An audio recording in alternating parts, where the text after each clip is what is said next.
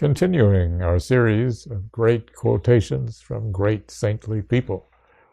This one, Sarada Devi. She was married to Sri Ramakrishna and carried on his work after he left the body. But she didn't exactly want to.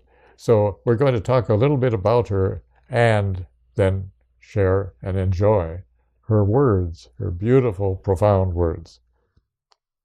Nikhilananda said about Sarada Devi, he called Sarada Devi Holy Mother. He said these words, God himself is the real teacher. Spiritual light comes from God alone. Generally, though, through a human channel called the guru or teacher. Like a magnet's attraction is the irresistible, silent attraction of the guru. Yearning souls feel the power of this attraction. The guru kindles in their hearts the light of spirit and takes them to the realm of bliss and immortality. Holy Mother did not seek disciples. She said, those who care to come to me will do so of themselves.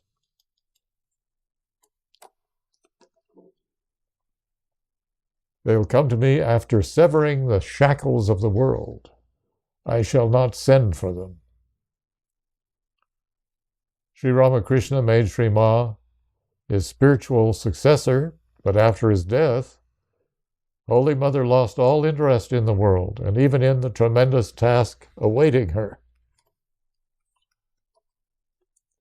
So Sri Ramakrishna appeared before her and said, No, you must live. There are many things to be done. So in Yoga's view, written by Nikhilananda, spirituality is awakened by the transmission of light from the living, through the living, to the living. The transmitter is called the guru or teacher. The method of transmission is called the guru or teacher. The person to whom it is transmitted is called the shishya or disciple or chela.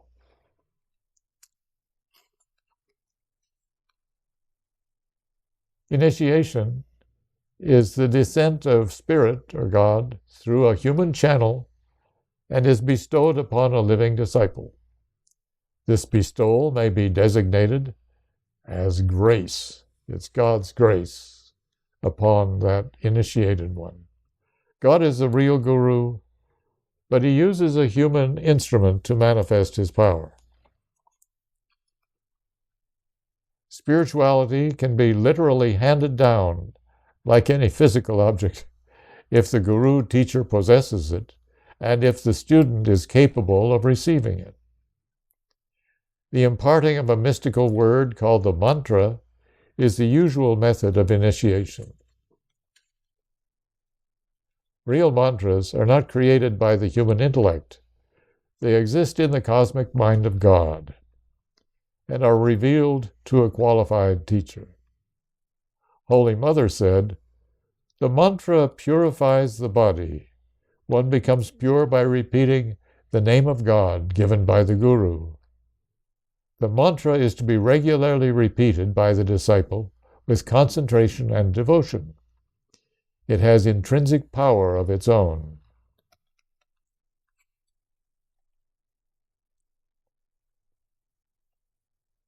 The light of Sarada Devi, her grace and mercy, she was so great. God used her to bless people immensely. Nikhilananda, writing about her, said, she is an extraordinary saint of modern India, living from 1853 to 1920. She was brought up in poverty, but also in contentment. Sri Ramakrishna said she was born as an incarnation of Divine Mother, already holy, and much more than a saint. Nikhilananda said she gained her sainthood not through unusual austerities, but through regular practice of prayer and meditation, utter devotion in the service of her husband, Sri Ramakrishna, and in discharging her duties towards her demanding, worldly-minded relatives. Ramakrishna's relatives also gave him a hard time, especially his nephew Hridai. Her life was a demonstration of the inner peace that comes from communion with God, even to one who is occupied with the activities of the world. Practically illiterate, as was Sri Ramakrishna, she was known to hardly anyone besides her several hundred disciples and devotees. Through her, Sri Ramakrishna demonstrated the motherhood of God, unconditional love, love of all, including different faiths, different sects, different castes in those days. Between the well and the deranged, unconditional love for people.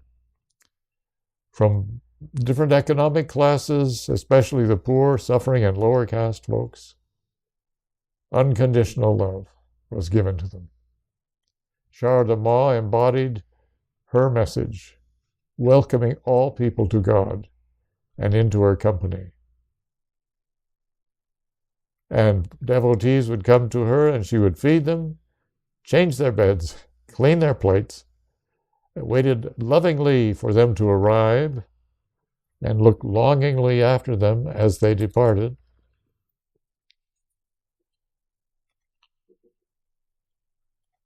She'd watch them go down the road. She would wait to eat for herself until everybody else had eaten. Then she would eat.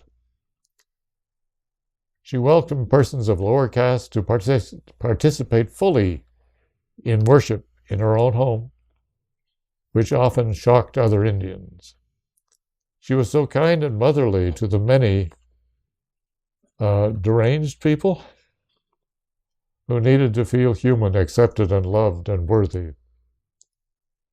She embodied grace and mercy, forgiving people who goofed or backslid in their spiritual practices. She would forgive people. She would forgive her relatives who abused her.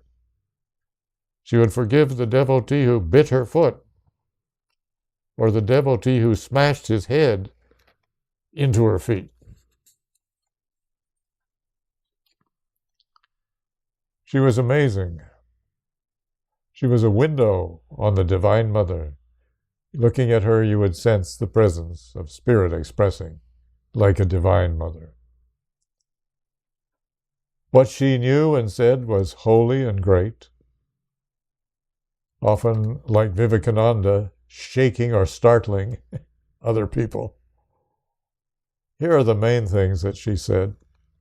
These were written down by Swami Tapasyananda in his book Sarada Devi, the Holy Mother,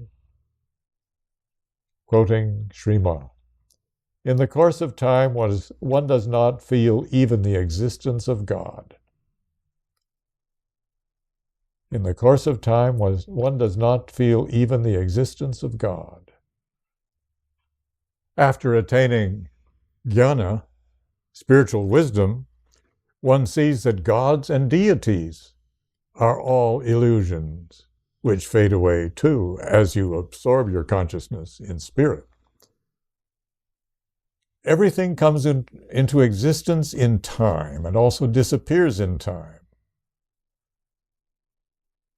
God and such forms really do disappear. Only spirit remains. But Tapasyananda says, while acknowledging the oneness, Sri Ma emphasized the absolute supremacy of devotion in all spiritual striving. She'd often quote Vivekananda's passage, "Mother, the knowledge that explains away the lotus feet of the Guru is nothing but ignorance." Because there is this reality of God blessing people and awakening them. So she was just saying that the reality of God contacting humans through the Guru cannot be, washed away. in the knowledge that everything is spirit. Don't let that get washed away in light and spirit. What is the validity of knowledge if it proves that the guru is nothing, she said. Give up this dry discussion, this hodgepodge of philosophy.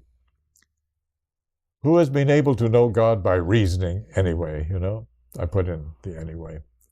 Even great sages like Sukadeva and Vyasa are at best like big ants trying to carry away a few grains of sugar from a large heap.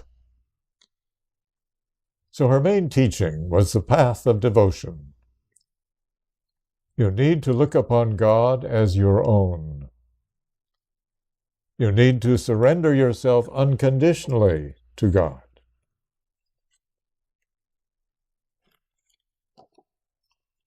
Your spiritual illumination ultimately depends on God's grace alone. All your spiritual practices are at best only contributing factors for attaining Him, but they help you purify the mind. But you must make an effort and do spiritual practices. Everything, no doubt, happens only by the will of God, but you must work because God expresses His will through the actions of people. And your present actions can counteract your past actions, your negative karmas. God cannot be purchased by the power of your practices, like chanting and meditation. Your realization is the result of divine grace alone. Neither mantra nor scripture is of any avail. Pure loving devotion alone can win everything. Spiritual practices are useful in bestowing the purity of mind so necessary for the dawn of devotion. So do your practices, purify your mind and heart, so that devotion dawns and grows and grows and grows.